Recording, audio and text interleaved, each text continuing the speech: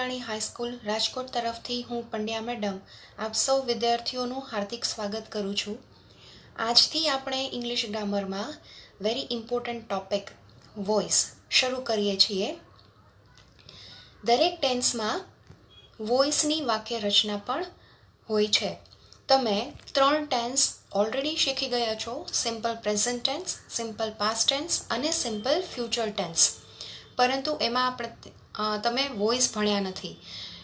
આ સિવાય પણ આપણે ઘણા બધા ટેન્સીસ ભણવાના હજુ બાકી છે અને સાથે સાથે તેના વોઇસ પણ શીખતા જશું. સ્ટુડન્ટ્સ, વોઇસ એક પ્રકારની ગ્રામરની વાક્ય રચના હોય છે. તો જેટલા ટેન્સીસ ભણશું એટલા વોઇસના અલગ અલગ પાર્ટ્સ આપણે વિડીયોમાં શીખતા જશું. તો ફર્સ્ટ પાર્ટમાં આપણે વોટ ઇઝ વોઇસ, વોઇસની બેઝિક ઇન્ફોર્મેશન જાણવાની છે અને first tense, simple present tense એટલે કે સાદા વર્તમાન કાળમાં વોઇસની વાક્ય રચનાઓ શીખવાની છે. તો વોઇસ 2 પ્રકારના હોય છે: active voice and passive voice. First one active voice, કે જેમાં વાક્ય કર્તાથી શરૂ થાય છે, એન્ડ સેકન્ડ પેસિવ વોઇસ, વાક્ય કર્મથી શરૂ થાય છે. તો કર્તાથી શરૂ થાય એવા વાક્યને ગુજરાતીમાં કર્તરી વાક્ય રચના અને ઇંગ્લિશમાં એક્ટિવ વોઇસ કહે છે, જ્યારે કર્મથી શરૂ થતી વાક્ય રચનાને ગુજરાતીમાં કર્મણી વાક્ય રચના એટલે કે ઇંગ્લિશમાં પેસિવ વોઇસ કહેવામાં આવે છે. તો આના ઉપરથી એટલું તો આપણે સમજી શકીએ કે વાક્યને એક્ટિવમાંથી પેસિવમાં ફેરવવા માટે વાક્યમાં કર્તા અને કર્મ સાથે સાથે ક્રિયાપદ પણ હોવું જરૂરી છે. તો કર્તા, ક્રિયાપદ અને કર્મને ઓળખવા કઈ રીતે એ આપણે હવે આગળ જોવાના છીએ. હવે જોઈએ એક્ટિવ વોઇસમાંથી પેસિવ વોઇસમાં ફેરવવાના નિયમો. તો પહેલો નિયમ છે કર્તાની જગ્યાએ કર્મ. કોણ પૂછવાથી કર્તા મળે છે.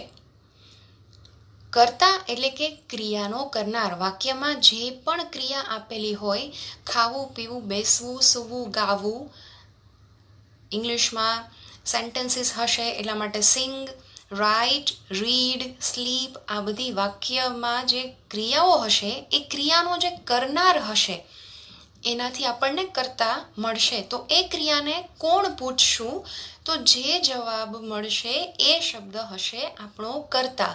ઇંગ્લિશમાં કર્તાને સબ્જેક્ટ કહેવાય. હવે છે બીજો નિયમ, કર્મની જગ્યાએ બાય સાથે કર્તા. તો કર્મ શેનાથી મળશે? શું અને કોને પૂછવાથી કર્મ મળે છે. બંને પ્રકારના કર્મ અલગ અલગ હોય છે, શું વાળું અને કોને વાળું. તો ક્યારેક વાક્યમાં બંને કર્મો હશે તો ક્યારેક બેમાંથી કોઈ પણ એક હશે. તો બંને નિયમો ઉપરથી એટલું સમજી શકાય કે કર્તાની જગ્યાએ કર્મ અને કર્મની જગ્યાએ બાય સાથે કર્તા. તો આ થયા કર્તા કર્મના સ્થાન ફેર. હવે નંબર 3, ક્રિયાપદમાં કાળ પ્રમાણે યોગ્ય ફેરફાર. તો ક્રિયાપદ કઈ રીતે મળશે? શું કરે છે પૂછવાથી મુખ્ય ક્રિયાપદ. મુખ્ય ક્રિયાપદ એટલે કે જેમાં વાક્યની ક્રિયા હોય. તો જે કાળ ભણતા હશું, જે ટેન્સ ભણતા હશું એ પ્રમાણે ક્રિયાપદના યોગ્ય ફેરફાર હશે. એ ફેરફાર આપણે હમણાં આગળની સ્લાઇડમાં જોશું. નિયમ નંબર 4, અન્ય શબ્દોના સ્થાનમાં ફેરફાર કરવો નહીં. એટલે કે કર્તા, ક્રિયાપદ અને કર્મ આ સિવાય જો કોઈ પણ શબ્દ હશે એ વધારાના એટલે કે અન્ય શબ્દો હશે તો એને એ જ જગ્યાએ રાખવાના છે, કોઈ પણ ફેરફાર કર્યા વિના. વિદ્યાર્થી મિત્રો, એક વસ્તુ તમને ખબર હોવી જોઈએ કે ઇંગ્લિશની સામાન્ય વાક્ય રચના SVO એટલે કે સબ્જેક્ટ, વર્બ, ઓબ્જેક્ટ. સબ્જેક્ટ એટલે કે કર્તા, વર્બ એટલે ક્રિયાપદ અને ઓબ્જેક્ટ એટલે કર્મ હોય છે. SVO આ ઇંગ્લિશની સિમ્પલ સેન્ટેન્સ પેટર્ન એટલે કે વાક્ય રચના છે. તો સબ્જેક્ટ, વર્બ, ઓબ્જેક્ટ, કર્તા, ક્રિયાપદ, કર્મની બદલે આપણે કરશું કર્મ, ક્રિયાપદ અને બાય સાથે કર્તા. નિયમ નંબર 5, વાક્યમાં કર્તા કે કર્મની જગ્યાએ સર્વનામ આપેલ હોય તો કર્તા કર્મના સ્થાનફેર કરતી વખતે કર્તાની જગ્યાએ કર્તા વિભક્તિ અને કર્મની જગ્યાએ કર્મ વિભક્તિ મૂકવી. તો તમને આના માટે સૌથી પહેલાં તો કર્તા અને કર્મ વિભક્તિ આવડવી જરૂરી છે. તો અહીં એ પણ સાથે આપેલી છે. જુઓ, કર્તામાં આઈ હોય તો એની કર્મ વિભક્તિ થાય છે મી. વી, અસ, you, he, him, she, Har, it અને ધેની કર્મ વિભક્તિ થાય છે ધેમ. આ તમારે યાદ રાખવાનું છે. હવે જુઓ, કર્તા, ક્રિયાપદ અને કર્મ. તો કર્તાને આપણે છેલ્લે મૂકવાના છીએ બાયની સાથે, બરાબર છે?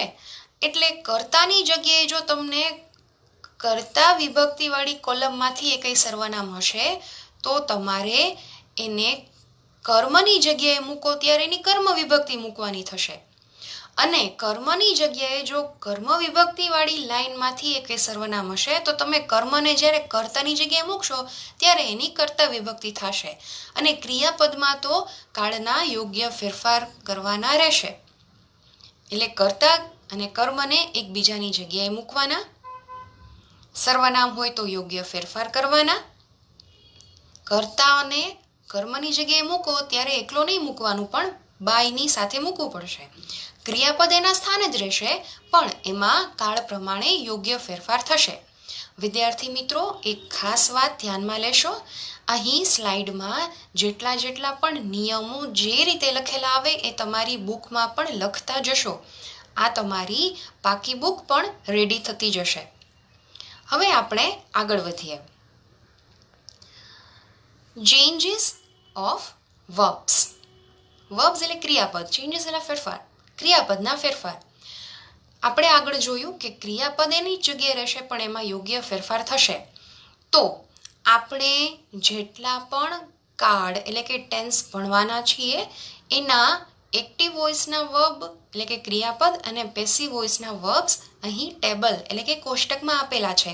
આ તમારે આખું ટેબલ તમારી બુકમાં લખીને યાદ રાખવાનું છે.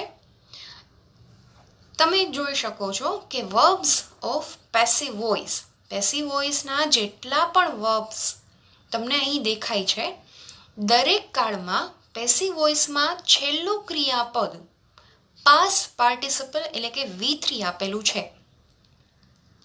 જ્યારે વર્બ્સ ઓફ એક્ટિવ વોઇસમાં જે કાળ છે એ પ્રમાણે અલગ અલગ ક્રિયાપદના રૂપો આપેલા છે. કોઈમાં ઓરિજિનલ ફોર્મ એટલે કે મૂળ રૂપ છે, કોઈમાં પાસ્ટ ટેન્સ એટલે કે ભૂતકાળનું રૂપ છે, કોઈમાં શેલ વિલની સાથે, કોઈમાં મોડેલ ઓક્ઝિલરીની સાથે, કોઈમાં એમિઝારની સાથે આઈએનજી, વોઝ સાથે આઈએનજી, હેવેઝ અને હેડની સાથે પાસ્ટ પાર્ટિસિપલ ભૂતકૃદંતનું રૂપ આપેલું છે. તો પહેલા બે કાળ સિવાય બાકીના દરેક કાળમાં મુખ્ય ક્રિયાપદ એટલે કે V1, આઈએનજી અને V3 વાળા જે ક્રિયાપદ છે એ ક્રિયાપદનું રૂપ પેસિવ વોઇસમાં બીને આપી દેવામાં આવ્યું છે. અને એ મુખ્ય ક્રિયાપદને પોતાને બધાને ભૂતકૃદંત કરી નાખવામાં આવ્યું છે. આ સરળતાથી યાદ રાખવા માટેની ટેકનિક છે. સિમ્પલ પ્રેઝન્ટ ટેન્સ અને સિમ્પલ પાસ્ટ ટેન્સ આ બે કાળ એવા છે કે જેમાં પેસિવ વોઇસમાં બીનું રૂપ વાપરવામાં આવતું નથી. સિમ્પલ ફ્યુચર ટેન્સ અને સિમ્પલ મોડેલ ઓક્ઝિલરીમાં V1 છે એ ક્રિયાપદનું મુખ્ય રૂપ હશે એટલે કે મૂળ રૂપ હશે. તો મૂળ રૂપ હોવાથી પેસિવ વોઇસમાં શું કર્યું છે, એને V3 એટલે કે પાસ્ટ પાર્ટિસિપલ ભૂતકૃદંતમાં ફેરવવાનું ખરું, પણ એની પહેલા બીનું રૂપ મૂકવામાં આવે છે. બીનું કયું રૂપ મૂકવાનું? તો એક્ટિવ વોઇસમાં V1 મૂળ રૂપ છે, તો પેસિવ વોઇસમાં પણ બીનું મૂળ રૂપ મૂકવાનું બી. પછી કન્ટિન્યુઅસ પ્રેઝન્ટ ટેન્સ અને કન્ટિન્યુઅસ પાસ્ટ ટેન્સ જુઓ. એમાં મુખ્ય ક્રિયાપદ આઈએનજીના રૂપમાં છે અને સહાયકારક ક્રિયાપદ છે એમિઝાર અને વોઝવેર. તો આઈએનજી છે મુખ્ય ક્રિયાપદ છે, એને તો પેસિવમાં આપણે V3માં જ ફેરવવાનું છે ભૂતકૃદંતમાં, પણ એની પહેલા બીનું રૂપ મૂકવું પડે. તો બીનું કયું રૂપ મૂકવાનું? એક્ટિવમાં આઈએનજી છે તો આપણે પેસિવમાં બીને આઈએનજી લગાવશું તો બીઈંગ અને એના પછી તરત ભૂતકૃદંતનું રૂપ V3. પરફેક્ટ પ્રેઝન્ટ ટેન્સ અને પરફેક્ટ પાસ્ટ ટેન્સ જુઓ. હેવેસ અને હેડની સાથે V3 એટલે કે ભૂતકૃદંતનું રૂપ ઓલરેડી આપેલું જ છે, તો આપણે એમાં કોઈ ફરીથી V3માં ફેરવવાની જરૂર રહેતી નથી, પણ બીનું રૂપ મૂકવું જરૂરી છે. એટલા માટે પેસિવમાં V3ની પહેલાં બીનું V3નું રૂપ મૂકવું પડશે, કેમ કે એક્ટિવમાં મુખ્ય ક્રિયાપદ V3માં છે, એટલે બીને V3ના રૂપમાં ફેરવવાનું, તો એનું V3નું રૂપ થાય છે બિન, ભૂતકૃદંત. એટલા માટે ભૂતકૃદંતના રૂપની પહેલા બિન મૂકવામાં આવે છે. આવી રીતે તમારે ટેબલ યાદ રાખવાનું છે. તો આ ટેબલ તમારી બુકમાં નોટ ડાઉન કરી લેજો. હવે આપણે સિમ્પલ પ્રેઝન્ટ ટેન્સ છે એની મુખ્ય માહિતી મેળવીને એના વોઇસ તરફ આગળ વધીએ છીએ. સિમ્પલ પ્રેઝન્ટ ટેન્સ તમે એકવાર શીખી ગયા છો એટલે આપણે ઉપર છેલ્લી માહિતી ફરીથી એકવાર જોઈ જશું. તો સિમ્પલ પ્રેઝન્ટ ટેન્સ, સાદો વર્તમાન કાળ, એમાં સૌથી પહેલો પોઈન્ટ છે એનો ઉપયોગ. તો એનો ઉપયોગ શું હોય છે? રોજિંદી ક્રિયાઓ અને આદતો, ગણિત વિજ્ઞાનના સિદ્ધાંતો, ભૌગોલિક બાબતો, કહેવતો, સનાતન સત્ય, આ બધી બાબતોનો સમાવેશ સાદા વર્તમાન કાળમાં થાય છે. વિદ્યાર્થી મિત્રો, આ એવી બધી બાબતો છે કે જેમાં મોટા ભાગે કોઈ જ ફેરફાર થતા નથી. સનાતન સત્ય એટલે કે સૂર્યચંદ્રનું ઉગવું, પશ્ચિમ દિશામાં આથમવું, ગણિત વિજ્ઞાનના સિદ્ધાંતોમાં કોઈ દિવસ ફેરફાર નથી થવાના. ભૌગોલિક બાબતો છે તો એમાં ફેરફાર નહીં થાય. કહેવતો એની જ રહેશે. રોજિંદી ક્રિયાઓ આદતોમાં આપણે મોટા ભાગે ફેરફાર થતા નથી. તો જે ન ફેરફાર થાય એવી બાબતો સાદા વર્તમાન કાળમાં હોય છે. તો એના કીવર્ડ્સ, ચાવીરૂપ શબ્દો, આવી બધી બાબતો દર્શાવવા માટે આપણે કેવા કેવા શબ્દો વાપરતા હોઈએ છીએ? તો એ છે ડેઇલી અને એવરીડે. બંનેનો અર્થ થાય છે દરરોજ. તમને ન આવડતું હોય તો સાથે ગુજરાતી અર્થ લખતા જજો. ઓલવેઝ એટલે કે હંમેશા. ઓફન ક્યારેક, ઓફનનો મિનિંગ થશે વારંવાર. સમટાઈમ્સ એટલે કે ક્યારેક. રેગ્યુલરલી નિયમિત રીતે. જનરલી, યુઝ્યુઅલી, નોર્મલી, ત્રણેયનો અર્થ થશે સામાન્ય રીતે. તો આ બધા શબ્દો આપણે રોજિંદી ક્રિયાઓ કે જેમાં મોટા ભાગે ફેરફાર થતો જ નથી અથવા તો ક્યારેક ક્યારેક જ ફેરફાર થાય છે, એવી બધી બાબતો દર્શાવવા માટે આવા શબ્દોનો ઉપયોગ કરતા હોઈએ છીએ. Number 2, verbs. આ વર્બ્સ એ જ છે કે જે આપણે હમણાં આગળના ટેબલ એટલે કે કોષ્ટકમાં જોયું, સિમ્પલ પ્રેઝન્ટ ટેન્સના એક્ટિવ વોઇસના વર્બ અને પેસિવના વર્બ્સ. તો પોઝિટિવ હકાર વાક્ય હશે, એમાં ઓરિજિનલ ફોર્મ ઓફ વર્બ એટલે કે ક્રિયાપદનું મૂળ રૂપ, જેને આપણે V1 થી ઓળખીએ છીએ. અને જો ત્રીજો પુરુષ એક વચન એટલે કે હી, શી, ઇટ કે કોઈ પણ એક વચન નામ હશે તો એમાં મુખ્ય ક્રિયાપદમાં એસ અથવા ઈએસ લગાવવામાં આવશે. એસ અથવા ઈએસ ક્યારે લગાવવું એ તમને મેં એક વચન અને બહુવચનના વિડીયોમાં શીખવી દીધું છે. એ જ નિયમ અહીં પણ લાગુ પડશે. અને આ પોઝિટિવ સેન્ટેન્સને પેસિવ વોઇસમાં ફેરવશું તો એનું થઈ જશે am is are plus past participle, જેને આપણે V3 થી ઓળખીએ છીએ અને ગુજરાતીમાં એને ભૂતકૃદંત કહેવામાં આવે છે. હવે છે નેગેટિવ એટલે કે નકાર વાક્યમાં એક્ટિવ વોઇસ. તો એમાં આવશે do, does plus not plus V1 એટલે કે ક્રિયાપદનું મૂળ રૂપ. તમે જ્યારે ડુ, ડઝ વાપરો ત્યારે ક્રિયાપદનું મૂળ રૂપ થઈ જાય છે. એ તમે આગળના વિડીયોમાં શીખી ગયા છો. એનું પેસિવ વોઇસ થશે am is are plus, students વચ્ચે નોટ ઉમેરી દેજો, plus not plus V3. Am is are plus not plus V3. પછી છે ઇન્ટ્રોગેટિવ સેન્ટેન્સ, એમાં એક્ટિવ વોઇસ. તો ડુ, ડઝ પ્લસ સબ્જેક્ટ એટલે કે કર્તા પ્લસ V1 એટલે કે ક્રિયાપદનું મૂળ રૂપ. એને પેસિવ વોઇસમાં ફેરવતી વખતે એમ ઇઝ આર પ્લસ ઓબ્જેક્ટ એટલે કે કર્મ, કેમ કે કર્તા અને કર્મમાં સ્થાન ફેર થાય છે એટલા માટે. અને V1 મૂળ રૂપનું થશે V3 ભૂતકૃદંત. હવે આપણે સિમ્પલ પ્રેઝન્ટ ટેન્સનું એક ટેબલ જોઈ લઈએ કે ક્યારે કયા સર્વનામની સાથે કેવું ક્રિયાપદ લાગે છે. પર્સન પહેલો બીજો ત્રીજો પુરુષ આ તમે અગાઉ ભણી ગયા હશો. સિંગ્યુલર એટલે કે એક વચન, પ્લ્યુરલ એટલે કે બહુવચન.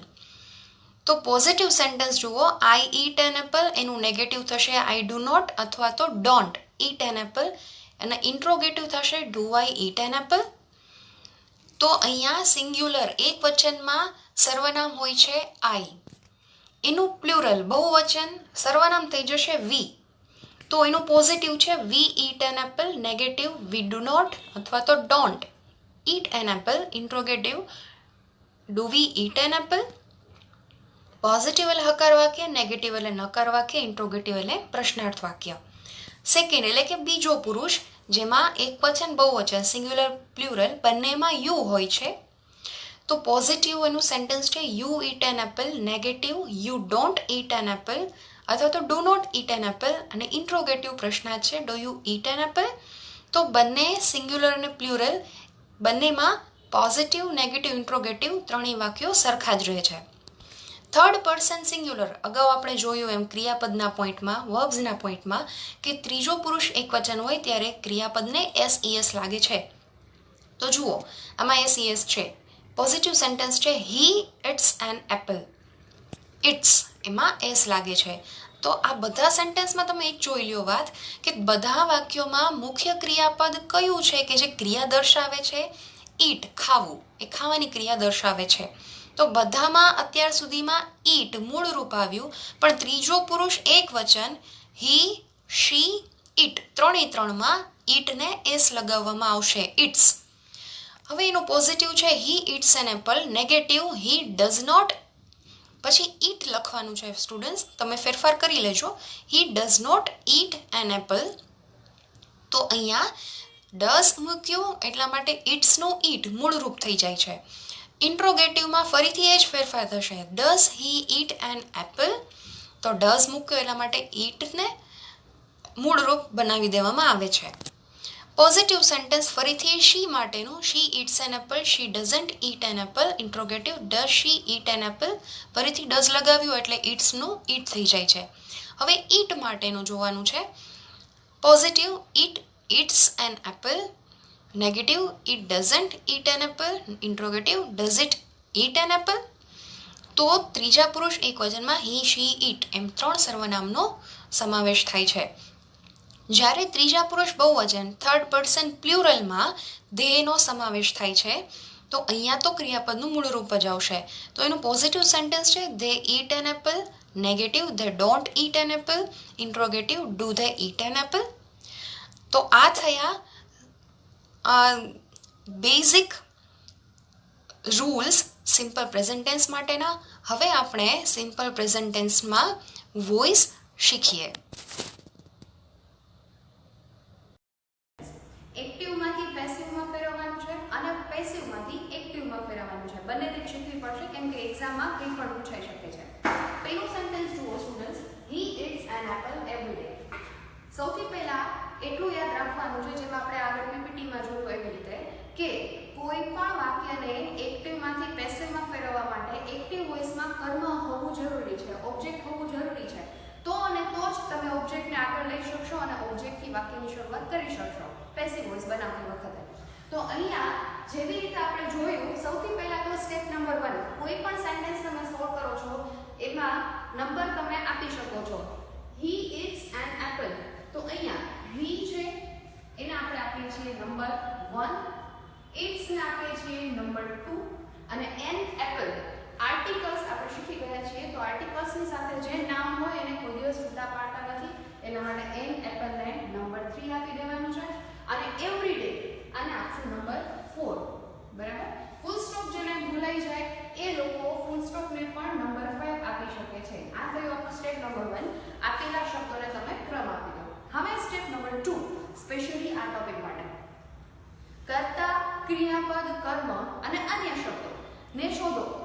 આગળ મેં જેવી રીતે શીખવાડ્યું એવી રીતે સૌથી પહેલા કર્તા શોધવાનું છે. કર્તા કોણ પૂછવાથી મળે છે. અહીંયા આપણે ક્રિયા છે ઇટ્સ, ખાવાની, કોણ ખાય છે? હી, એટલે આ થશે કર્તા. પૂછવાથી ક્રિયા મળે છે વાક્યની, તો અહીંયા ખાવાની ક્રિયા છે eats, આ થશે verb વી. અને શું ખાય છે, શું પૂછવાથી કર્મ ઓબ્જેક્ટ મળે છે, તો એન એપલ આખું, ઓ થશે ઓબ્જેક્ટ. આ સિવાય જો કંઈ પણ શબ્દો આગળ કે પાછળ આવતા હોય એ અધર વર્ડ્સ થશે, અન્ય શબ્દો અધર વર્ડ્સ, જેમાં ક્યારેય કોઈ ફેરફાર થતો નથી, નિયમોમાં ફેરફાર થતો નથી, સ્થાનમાં પણ ફેરફાર થતો નથી. હવે મેઇન વસ્તુ ત્રણ છે આપણને મળી ગઈ છે, સબ્જેક્ટ, વર્બ, ઓબ્જેક્ટ. આપણે પીપીટીમાં જોયું હતું કે એસવીઓ સબ્જેક્ટ વર્બ ઓબ્જેક્ટ વાળી વાક્ય રચના છે એ એક્ટિવ વોઇસ હશે. તો આ આપણો વોઇસ થાય છે એક્ટિવ વોઇસ. હવે એને આપણે ફેરવીશું પેસિવ વોઇસમાં. તો જ્યારે તમે એસવીઓ વાક્ય રચનાને પેસિવ વોઇસમાં ફેરવશો તો સરળતા રાખવા માટે આપણે ઓવીએસ કરી શકીએ છીએ. ઓવીએસ ભલે ઓબ્જેક્ટ સબ્જેક્ટ થઈ જશે પણ સમજવા માટેની વાત છે. તો હવે પેસિવ વોઇસમાં વાક્યની શરૂઆત થશે ઓબ્જેક્ટથી. એટલા માટે આખો નંબર 3 છે એન એપલ, એને શરૂઆતમાં લઈ લેશું, પણ હવે શરૂઆતમાં આવવાથી પહેલો અક્ષર થઈ જશે કેપિટલ, તો એન એપલ. હવે આવે છે નંબર 2. નંબર 1 માં આપણે શું ફેરફાર કર્યો ફ્રેન્ડ્સ? એસ સબ્જેક્ટની બદલે ઓબ્જેક્ટ મૂકી દીધું છે. આ આપણે નંબર 1 નો ફેરફાર કરી દીધો. હવે આવે છે નંબર 2 ઇટ્સ. તો એમાં પણ આપણે પીપીટીમાં જોઈ લીધું કે ઇટ્સ છે એ ક્રિયાપદ છે, તો ક્રિયાપદમાં યોગ્ય ફેરફાર કરવો પડે છે. તો ઇટ્સ માટે પેસિવ વોઇસમાં am is are plus V3 ભૂતકૃદંતનું રૂપ. એમ ઇઝ આર શેના પરથી નક્કી થાય? હવે આગળ જે સબ્જેક્ટ આવ્યો છે એ, જે સબ્જેક્ટ ભલે ઓબ્જેક્ટ છે પણ પેસિવ વોઇસમાં આગળ આવે છે એટલે સબ્જેક્ટ બની જાય છે. તો આ એન એપલ એકમાત્ર એપલ, એના માટે ઇઝ વાપરશું, ઇઝ. અને અહીંયા જે ઇટ્સ આપેલું છે એનું ભૂતકૃદંત થાય. પેસિવ વોઇસ બનાવતી વખતે કોઈ પણ કાળ હોય, પેસિવમાં મુખ્ય ક્રિયાપદનું હંમેશા ભૂતકૃદંત થઈ જાય છે. આગળ સહાયકારક ક્રિયાપદો જે તે કાળના નિયમ પ્રમાણે હોય છે એ આપણે પહેલા જોતા જઈએ છીએ. તો એન એપલ સાથે મૂક્યું ઇઝ. હવે ઇટ્સ નું મૂકવાનું છે ઇટન, જે એનું ભૂતકૃદંતનું રૂપ છે. તો વી નંબર 2 વર્બમાં ફેરફાર કર્યો, એસ ઈએસ વાળા ક્રિયાપદમાં એમ ઇઝ આર પ્લસ V3 થઈ ગયું છે ઇઝ ઇટન. હવે નંબર આવે છે 3 ઓ, ઓ ની બદલે એસ, પણ એકલું એસ નહીં. જ્યારે એસ પાછળ જાય, ઓબ્જેક્ટની જગ્યાએ જાય ત્યારે એકલું નથી જતો, સાથે બાય ડીવાય ને લઈ જાય છે એટલે બાય. હવે અહીંયા એક નિયમ યાદ રાખવાનો છે, જો તમારી પાસે સબ્જેક્ટ કે ઓબ્જેક્ટમાં કોઈ સર્વનામ હોય, સર્વનામનું ટેબલ પણ આપણે જોઈ લીધું છે, સર્વનામ હોય તો જે જગ્યાએ જાય એ વિભક્તિ ધારણ કરે છે. અહીંયા કર્તા છે તો કર્તા વિભક્તિ હોય, આ કર્તા જો કર્મની જગ્યાએ જશે તો કર્મ વિભક્તિ બની જશે. તો આપણે હી ને હવે ઓબ્જેક્ટની જગ્યાએ મૂકશું તો ઓબ્જેક્ટ એટલે કર્મ વિભક્તિ થઈ જશે બાય હિમ.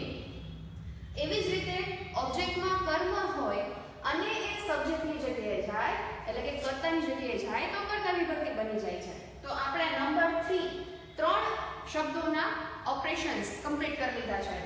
1 2 3 એવી રીતે an apple is eaten by હિમ.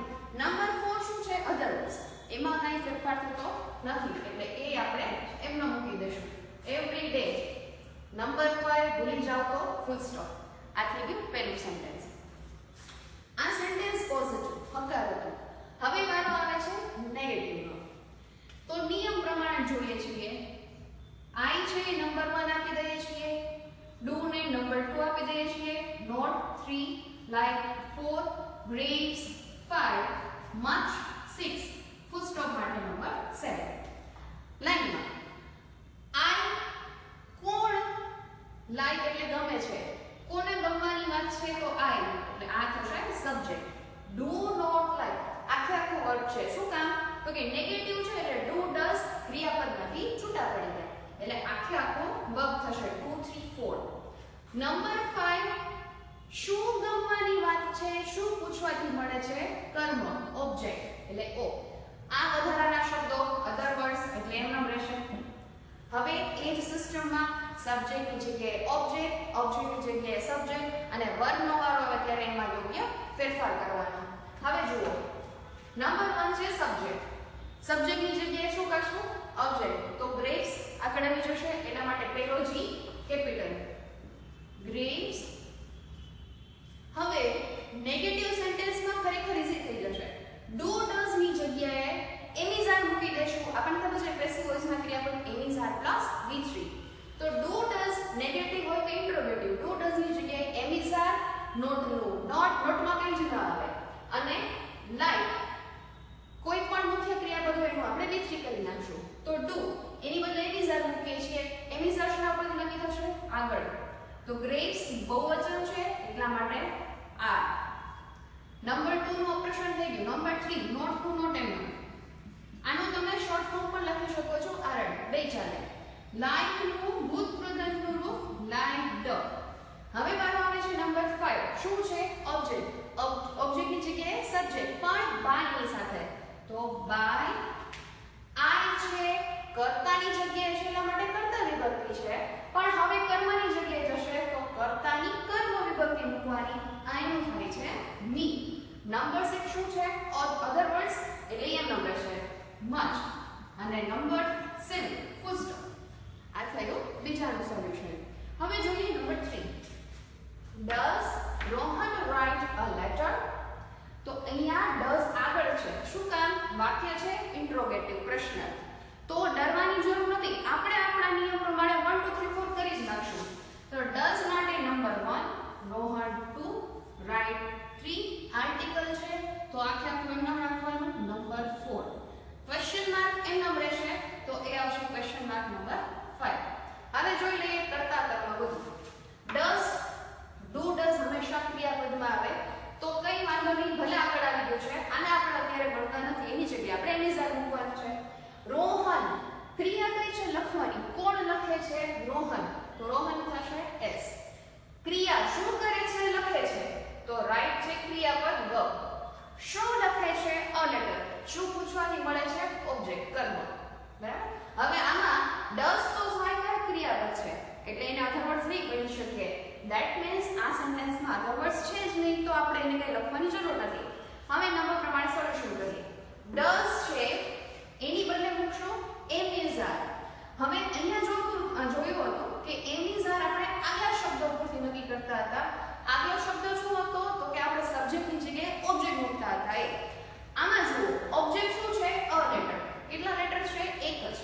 એટલા માટે ડઝ ની બદલે આપણે મૂકીએ છીએ is. પહેલો અક્ષર છે એટલા માટે આઈ થી જે છે કેપિટલ. હવે નંબર 2 રોહન શું છે? સબ્જેક્ટ. નિયમ એનો જ રહેશે. સબ્જેક્ટ ની બદલે ઓબ્જેક્ટ. તો અ લેટર. હવે વારો આવે છે રાઈટ. એનું આપણે કરશું ભૂતકૃદંત. અહીંયા ફરીથી એમિઝાર નથી કરવાનું. પ્રશ્નાર્થ વાક્ય છે એટલા માટે એમિઝાર આપણે ઓલરેડી આગળ મૂકી દીધું છે. તો અહીંયા હવે માત્ર બાકી રહે છે ભૂતકૃદંતનું રૂપ V3. તો રાઈટ નું થશે written. હવે કોનો વારો આવે છે? Number 4 object. ઓબ્જેક્ટ ની બદલે સબ્જેક્ટ પણ બાય ની સાથે. તો અહીંયા રોહન નામ છે, સર્વનામ નથી. એટલા માટે બાય હિમ નહીં કરીએ. નામ હોય તો નામ એમ ન લ્યો. જો તમારી પાસે વિભક્તિ હોય તો અને તો જ વિભક્તિમાં ફેરફાર થાય. તો બાય રોહન એમ નામ રહેશે. હવે મારો આવે છે નંબર 5 ક્વેશ્ચન માર્ક. એમ નામ. આ આપણે એક્ટિવ માંથી પેસિવ માં ફેરવા. ખબર કઈ રીતે પડી હતી કે આ એક્ટિવ છે? તો કે શરૂઆતમાં સબ્જેક્ટ આવતો હતો. બરાબર. અહીંયા આગળ સહાયકારક છે પણ ક્રિયાપદ પછી શરૂઆત સબ્જેક્ટ થી છે એટલા માટે એક્ટિવ હોય. હવે અહીંયા જુઓ. આપણી ક્રિયા અહીંયા છે કોલ, બોલાવવું કે ફોન કરો. અહીંયા તમે બે મિનિટ લઈ શકો છો. તો ફોન કોના દ્વારા થાય છે? પ્રિન્સિપાલ દ્વારા. ધેટ મીન્સ કે ક્રિયાનો કરનાર જે વ્યક્તિ છે એ પ્રિન્સિપાલ છે, એ ચેલે છે. ઉપરથી બાય પણ આપેલું છે એટલે ખબર પડી જશે કે આ તમને ઓલરેડી પેસિવ આપ્યું છે તો આપણે એનું એક્ટિવ કરવાનું છે. તો હવે અહીંયા જે વસ્તુ ઉમેરતા હતા એ વસ્તુ આપણે કાઢવી પડશે એટલે એક્ટિવ થશે. તો અહીંયા તમને આપેલું છે પેસિવ વોઇસ. તો અહીંયા વાક્ય રચના શું હશે? શરૂઆતમાં ઓબ્જેક્ટ હશે, પછી એમિઝારની સાથે V3 હશે અને એના પછી બાયની સાથે તમને આપ્યો હશે કર્તા અને અધર વર્ડ્સ પણ હશે. તો નંબર આપી દઈએ છીએ. she number 1 is 2 called 3 bank 4. the principal article છે આટલું. હવે સૌથી પહેલા જ્યારે પેસિવમાંથી એક્ટિવમાં ફેરવતા હો ત્યારે પહેલા તો વધારાની વસ્તુઓ કાઢી નાખો એટલે આપણને નડે. એમિઝર આપણે અહીંયા ઉમેરતા હતા, હવે આપણે એક્ટિવ બનાવવું છે. જો એક્ટિવમાં ક્યાંય એમિઝર નથી, બરાબર, તો આપણે એમિઝર પહેલા કાઢી નાખશું એટલે ઇઝ નીકળી જાય, નંબર 2 કેન્સલ થઈ જાય છે. ક્યાંય એક્ટિવ વોઇસમાં બાય નથી, આપણે બાય પેસિવમાં ઉમેરતા હતા, તો આપણે ફરીથી બાયને કાઢી નાખશું એટલે 2 અને 4 નું ઓપરેશન અહીંયા કેન્સલ થઈ ગયું. વૈધા આપણી પાસે 3 શબ્દો. હવે આપણે નંબર 1 કરીએ છીએ. સેમ વસ્તુ આપણે સબ્જેક્ટની બદલે ઓબ્જેક્ટ મૂકતા હતા, અહીંયા રિવર્સ પ્રોસિજર થશે. તો ઓબ્જેક્ટની બદલે સબ્જેક્ટ, અહીંયા સબ્જેક્ટ જ છે, ઓબ્જેક્ટને સબ્જેક્ટ બનાવેલો હોય, કર્તાને કર્મને કર્તા બનાવેલો હોય, તો શી અને ધ પ્રિન્સિપાલ, કર્તા અને કર્મ બેયમાં ફરીથી ફેરફાર કરી નાખવાનો છે. તો પહેલા આવી જશે ધ પ્રિન્સિપાલ, પહેલો અક્ષર કેપિટલ. હવે આપણે શું કરવાનું છે, એમિઝર પ્લસ V3 હવે નહીં આવે. હવે આપણે સિમ્પલ પ્રેઝન્ટ ટેન્સ પ્રમાણે ત્રીજો પુરુષ એકવચન હોય કર્તા તો SES વાળું ક્રિયાપદ આવે, અને એ સિવાયના જો કોઈ પણ કરતા હોય તો ક્રિયાપદનું મૂળ રૂપ મૂકવાનું છે. તો ધ પ્રિન્સિપલ છે એ ત્રીજો પુરુષ એકવચન થાય એટલે SES લાગશે કોલ્ડમાં. તો પહેલા તો ed કાઢવું પડે એટલે આ મૂળ રૂપ મળે. મૂળ રૂપમાં લગાવશું s કોસ, અને હવે પાછળ જશે she. ફરીથી આ કર્તા વિભક્તિ છે એટલા માટે she છે. હવે પાછળ કર્મની જગ્યાએ થશે તો અહીંયા થશે her. હવે કાઈ વાંધો નથી તો છેલ્લે ફૂલ સ્ટોપ. બાય લખવાનું નથી, નહીતર તમે શું કર્યું, પેસિવ હોય પેસિવ કરશો, એ શક્ય નથી. એક્ટિવમાં બાય મૂકવાનું હોતું નથી, માત્ર વિભક્તિ હોય તો વિભક્તિમાં ફેરફાર થાય છે. હવે જોઈએ છીએ નંબર 5. નંબર આપી દઈએ 1 2 3 4 5. મિસ્ટર વર્મા આખું એક જ થાય 6, અને સમટાઇમ્સ નંબર 7. હવે આપણે કર્તા ક્રિયાપદ અને કર્મ શોધી લઈએ. ડ્રિંક પીવાની વાત છે. કોણ પીવે છે? વોટર તો પોતાને ન પીતું હોય એટલે વોટર પીવાની વાત છે. શું પીવાની વાત છે? વોટર. શું પૂછવાથી કર્મ મળે છે? ઓબ્જેક્ટ.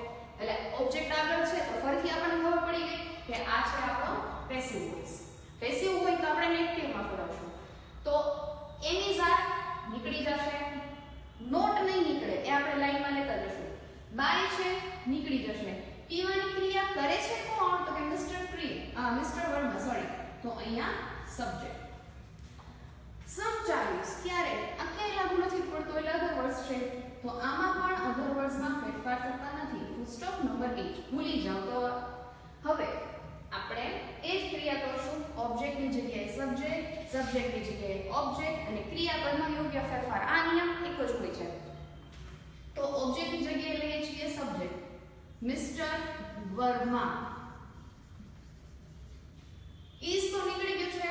નોટ ની પહેલા સ્ટુડન્ટ્સ નેગેટિવ અને ઇન્ટ્રોગેટિવ નકારાત્મક પ્રશ્નાર્થ વાક્ય હોય તો સહાયકારક ક્રિયાપદ અલગથી મૂકવું જરૂરી છે. તો કેવી રીતે ખબર પડે કે શું મૂકશું, ડુ કે ડઝ? તો અહીંયા જોવાનું ફરીથી એ જ નિયમ. ત્રીજો પુરુષ એકવચન હોય તો ડઝ મૂકવાનું, અને એ સિવાયના કરતા હોય તો ડુ મૂકવાનું. તો મિસ્ટર વર્મા સાથે ડઝ એટલે ઇઝ નું આપણે કહ્યું છે ડઝ, નોટ નું નોટ. હવે તમારે ડઝન્ટ કરો તો ચાલે. તમારી પાસે ભૂતપૂર્વ રૂપ છે ડ્રંક, એનું પૂર્ણ રૂપ થાય ડ્રિંક. બાય તો નીકળી ગયું છે. સબ્જેક્ટની જગ્યાએ ઓબ્જેક્ટ, તો અહીંયા આવશે વોટર. નેક્સ્ટ વાળો આવે છે અધર વર્ડ્સનો સમટાઇમ્સ એમનો, અને એના પછી વાળો આવે છે ફૂલ સ્ટોપ નો, તો એ પણ એમ. ક્યારેક અધર વર્ડ શરૂઆતમાં હોય તો કઈ વાંધો નહીં, જ્યાં હોય ત્યાં એમ રાખવાનું. હવે last one. Are fresh fruits bought by you? Question mark.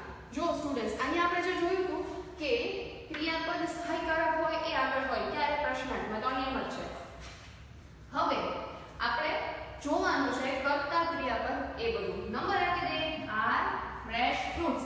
આખું એમ જ હોય, એક સાથે જોઈએ, એક બેને અલગ કરવાના ના હોય. Fresh fruits. Number 2 bought, number 3 by, number 4 you 5 question mark 6. Okay, તો હવે નીકળશે શું? બાય અને આર. ઇન્ટ્રોગેટિવ એટલે કે પ્રશ્નાર્થ અને નકારમાં તમે એનીઝાર કદાચ કેન્સલ નહીં કરો તો ચાલશે, કેમ કે એની બદલે આપણે ડુ ડઝ મૂકવાના જ હોય છે. પોઝિટિવમાં ડુ ડઝ હોતા નથી. તો હવે આપણે ચેક કરવાના છે SVO. શું ખરીદવાની વાત છે? ફ્રેશ ફ્રૂટ્સ, આખું એમ જ એટલે ઓબ્જેક્ટ થશે. કોણ ખરીદવાનું છે? યુ, તમે એટલે એસ. શું કરવાનું છે? ખરીદી કરવાની ક્રિયા છે એટલા માટે વી મળી ગયું. હવે અહીંયા આપણે ડુ ડઝ મૂકશું, ક્રિયાપદ શરૂઆતમાં આવશે સહાયકારક. તો ઈ શેના પર નક્કી થાય? સબ્જેક્ટની બદલે ઓબ્જેક્ટ મૂકો તો એના પ્રમાણે, અથવા ઓબ્જેક્ટની બદલે સબ્જેક્ટ મૂકો તો એના પ્રમાણે. આપણે અહીંયા ઓબ્જેક્ટની બદલે સબ્જેક્ટ મૂકવાનું છે, કેમ કે પેસિવમાંથી એક્ટિવમાં ફેરવીએ છીએ. તો અહીંયા શું આવે? અઘરું લાગે તો પહેલા અસર કરી નાખવાનું પ્રશ્નાર્થ પદ્ધતિ. તો યુ, યુ એ ત્રીજા પુરુષ એકવચનમાં ન આવે એટલા માટે અહીંયા આવશે ડુ, એટલે પેલો ડી કેપિટલ. ઓકે, તો પ્રશ્નાર્થ વાક્યમાં તમે સહાયકારક ક્રિયાપદ પછી જે નંબર 2 ઉપર હોય એ પહેલા સોલ્વ કરી શકો છો, એટલે તમને સહાયકારક ક્રિયાપદ ઈઝીલી મળી જાય. હવે નંબર 1 સોલ્વ થઈ ગયું, નંબર 2 સોલ્વ થઈ ગયું. હવે વારો આવે છે નંબર 3 પોટ. એ ભૂતકૃદંત હોય, પેસિવ છે, એટલે આપણે એને મૂળ રૂપમાં ફેરવશું તો ત્યાં આવશે બ્રિંગ. હવે બાય તો નીકળી ગયું છે, યુ શું છે? સબ્જેક્ટ. તો એની બદલે આપણે મૂકવાનું છે ઓબ્જેક્ટ. તો અહીંયા આવશે આખે આખું ફ્રેશ ફ્રૂટ્સ. નંબર 6 ક્વેશ્ચનમાં. તો આવી રીતે પેસિવમાંથી એક્ટિવ અને એક્ટિવમાંથી